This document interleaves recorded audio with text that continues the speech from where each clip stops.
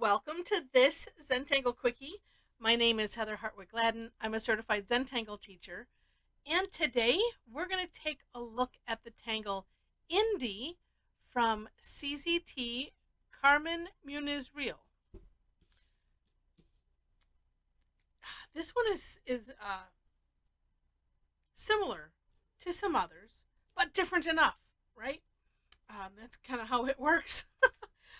So it starts off. This is a nice border tangle, and as we're good for any time, but as we're moving into spring here in Michigan, it's just extra nice to have some uh, leafy, flowery type tangles. All right, and this one makes such a neat border, and there are other uses, other inspiration for this. And if you look in the description section of the video, um, you will find a link to Carmen's step out, as well as mine. But do check out Carmen so you can see, gosh, her gorgeous artwork, and give you inspiration for how you might want to use it. All right, starts off with a row of orbs. So however you're doing it, doesn't have to be a straight line. In fact, she's got one in a spiral on here. Absolutely amazing. All right, then we're going to do a double line going through the behind these, I should say. And I would keep it on the narrow side. I'm making one line at a time utilizing the halabow concept. So that way it seems like it's a continuous line going behind. And then we will do a second one, essentially aura-ing it. There we go. And especially if you're wanting to do this on a curve, or say you've done a string and you want to put this, in the string. This way, that helps. That way, if you're doing one continuous line, no matter how it curves, you'll have some continuity by just doing one line at a time. All right, then we're going to do some flux shapes. If you are not familiar with the Tangle Flux, this is Rick's version of Flux. Just this, it's a neat leafy pattern. You can kind of think of it as a, I don't know, like a thought bubble, teardrop, tethered orb. But we're gonna tether it. So let me looking right here. Tether it. I'm going to have mine go to the left. So I'm tethering it on the right, and it's going to go in the opposite direction. So whichever way you want to start is going to be fine. All right, and I'm holding it this way so that way I can draw it. Good. All right, so I'm tethering it here. I'm going up and over, coming down, rounding it, and then back. Let me hold it this way so you can see. That's basically it. So we're going to do that for all three of these. And you can pick how far out you go, of course. And then, once we have the one side, we're going to flip and do the other side. Now, one thing I found is, you don't have to change your tile if you don't want to, of course.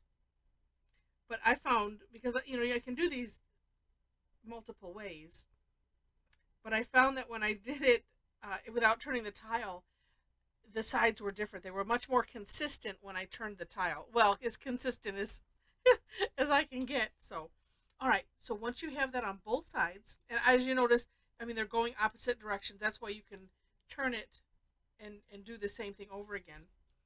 Then what we're going to do is we're going to add another line to each side, working behind what we have here. So just work to keep that same distance. And if you have a little gap, like I have a little one here, go ahead and put the little line in there as if it's behind the whole, the whole thing. It makes it convincing is what I like to say. Because it does. All right, so to each side. Then these are going to be flux shapes again, but it's going to essentially hollow out underneath what you have. Or you could just think of it as a kind of a C-shaped curve line. So I'm going to start here, and I'm not going to go all the way. Here, of course, It's kind of like similar size. It's just this one is piled up on top of this. So we're going to do that for each one. Like I said, you can just end up with a little, having it just kind of curve in like that. Just be careful. Oh no, I didn't go over. Almost did though. Same thing, other side. And actually, I know on the step outs, Carmen did, and I copied her as well, so that way you can see the stroke. And a lot of times that's why I know that sometimes I'll divide up a step, even maybe sometimes a little more so than the creator of the tangle, just because I need to see how is that done exactly, and have the individual steps, so that way, and it's really so that you can see it. But what we're going to do is we're going to continue this idea, a couple more times, and keep working till you get almost to the end. And then what I ended up doing, let me see what I'm looking, let me look back again at hers. And yeah, I was like, that's what I did. I looked at it and I just, needed to double check. And kind of at the end, you can just put a little curve line to finish it off. Now, I was mentioning the reasoning behind, why sometimes it's like, okay, that's a step. And she didn't do it for each one because, again, we just want to be able to see. But you could do this step and then just continue on if you wish.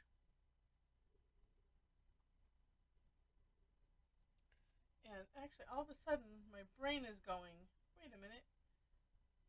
Yeah, good to, coming out from this, well, and actually coming out from the same thing, but it kind of does flatten out after a little bit as they kind of lay, along the side of that.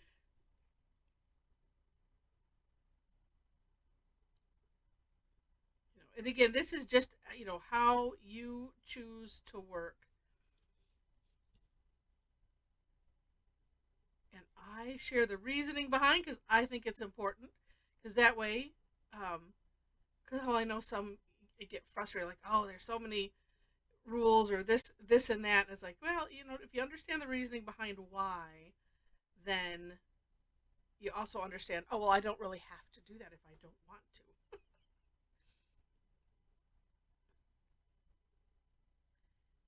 And we get this on both sides. And this, you just decide, okay, how far do you want to go before you just put a little curve line to seal it off there. It's so neat. And it's so neat how it really, it looks like it wraps, spirals around this thread. That's what I'm calling it. I'm calling it a thread. Now, let's see. Gosh, yeah, and her sample is so gorgeous. I'm going to, I didn't think I was going to finish it, but that's okay. I really like how she did this. And so I'm going to fill in this top, the top and the bottom. Ooh, maybe I'll leave a shine. Maybe I'll make it shiny. We'll see. The nice thing is you can do it and then just color right over it if you don't like it. That'll give it a little dimension here in the center. That's what I'm thinking. We'll see.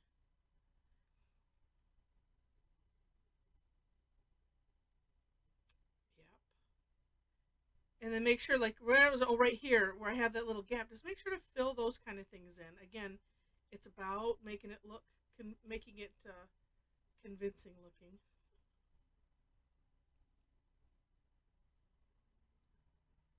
And I do like to have, when I do the shine, I like it to be irregular, just because that's how I think it should look. It's completely up to you though.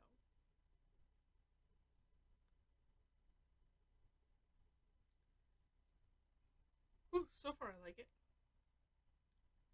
And that little bit there.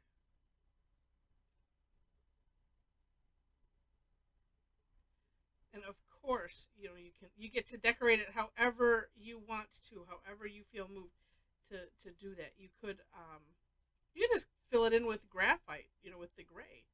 That works. And I do love that in oh, it looks like, well, some of her samples, she did my favorite thing. Because it's like, if we're going to do the flux shape, and I think I can add it into the other ones too. I just want to do this first one first, and I'll tell you what. There is magic. If you've not heard me, I will get on my line dot soapbox. It just really finishes things off. And if you don't like, how something turned out, I mean, already it's like, it's just, I'm going to do this one. Maybe I'll do the top one. I should have waited. I should have done just one side, and then we could compare.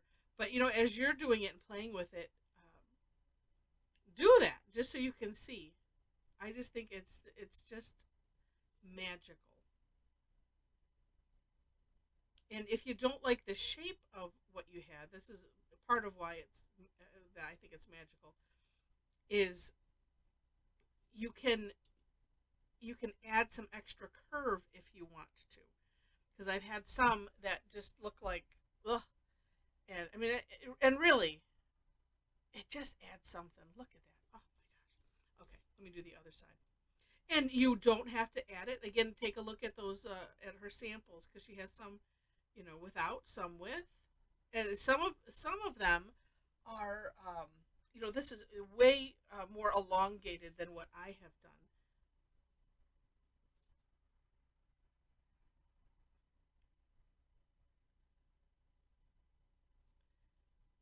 And like the little ones is like, I can't really fit, two dots, so it's just a line and a dot, or just a line. Even just the line is amazing on the effect that it has when we're doing stuff. And I think I like that shine in there. That's kind of cool. All right, then we'll just add, always where things converge. That's a great place to add graphite. So we're going to add some here.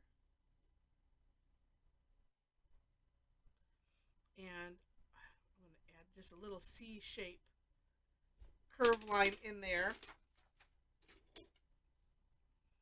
And let's do that first. You know what? I'm not sure. Oh, okay, I'm going to go ahead and do it. Sometimes you don't have to use the tortillon and spread the graphite out. That's why I was just deciding.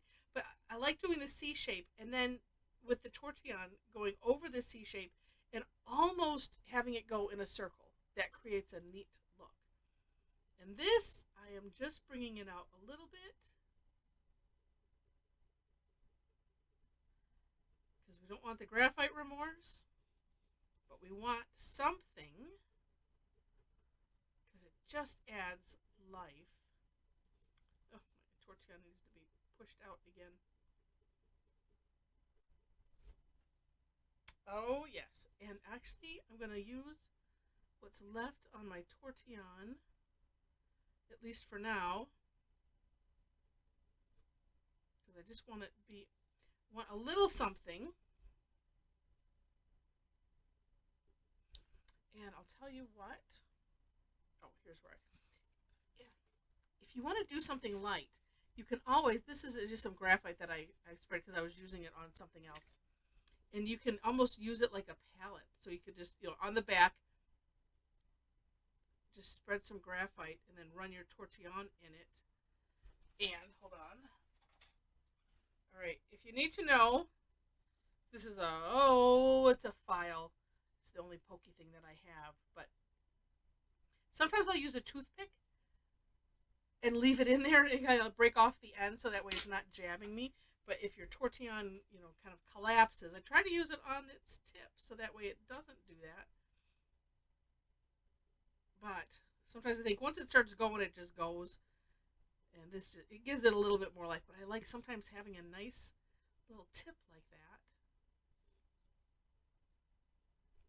Or you can also use, anything that you can poke in the inside.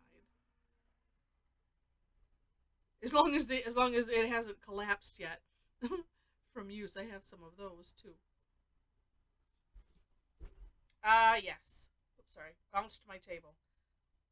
Love it. How neat is that? Oh, goodness.